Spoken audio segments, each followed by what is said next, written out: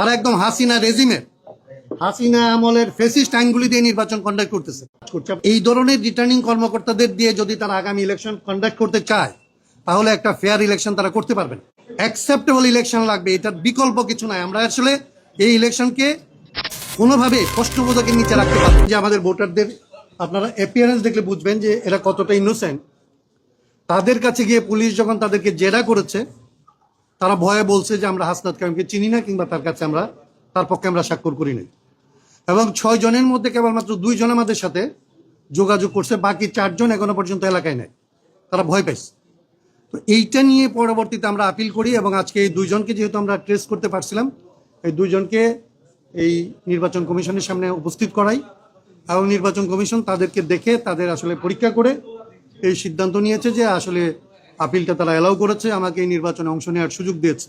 স্বতন্ত্র প্রার্থীদেরকে নির্বাচন থেকে বাইরে ফেলে দেওয়ার জন্য নির্বাচন কমিশনের অন্তত মাঠ পর্যায়ে খুব তীব্রভাবে কাজ করছে। আপনারা 2টা জিনিস লক্ষ্য করলে বুঝবেন, কি পরিমাণ আপিল হচ্ছে এবং কি পরিমাণ আপিল অ্যালাউ হচ্ছে। এর পার্সেন্টেজ দেখলে আপনি বুঝবেন যে স্থানীয় রিটার্নিং কর্মকর্তারা যারা আসলে নির্বাচন কন্ডাক্ট করবে, তারা বড় দলগুলি দ্বারা কি মাত্রায় প্রভাবিত হয়েছে। এই নির্বাচন কমিশনকে আমরা অনুরোধ করব যে এই ধরনের রিটার্নিং কর্মকর্তাদের দিয়ে যদি তারা আগামী ইলেকশন কন্ডাক্ট করতে চায় তাহলে একটা ফেয়ার ইলেকশন তারা করতে পারবেন, অ্যাকসেপ্টেবল ইলেকশন করতে পারবেন। এবং অ্যাকসেপ্টেবল ইলেকশন এই জন্য দরকার না যে আমি নির্বাচিত হয়ে আসবো, এটা দরকার এই জন্য যে বাংলাদেশ যে বিপর্যয়ের মধ্যে পড়তে যাচ্ছে, এই নির্বাচন যদি তার গ্রহণযোগ্য নির্বাচন করতে ব্যর্থ হয় তাহলে বাংলাদেশ বড় রকমের বিপর্যয়ের মধ্যে পড়বে এবং সেটার দায় দায়িত্ব আসলে এই অন্তর্বর্তী সরকার এবং নির্বাচন কমিশনের উপরে পড়লেও জনগণ কিন্তু তার ভোগান্তি থেকে রেহাই পাবে। আমি রিটার্নিং কর্মকর্তাদের আমি কেবলমাত্র একটা মাঠের অভিজ্ঞতা বলি। আমরা আগে থেকে বলতেছিলাম যে নির্বাচন কমিশনের সংস্কার সবার আগে প্রয়োজন, নির্বাচনী আইনের সংস্কার সবার আগে প্রয়োজন।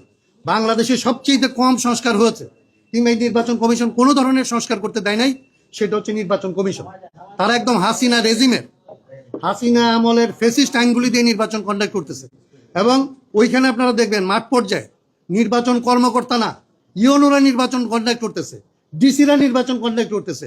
এবং তারা তাদের যে গত সরকারের যে অপকর্ম, এইটাকে ঢাকার জন্য ইনকামবেন্ট গভর্নমেন্ট যারা হইতে পারে বলে তাদের মনে হইতেছে, তাদেরকে হাসিনার চাইতে বেশি সেবা দিয়ে এই সরকারের অধীনে থাকার জন্য এবং গুটবুকে থাকার জন্য চেষ্টা করতেছে।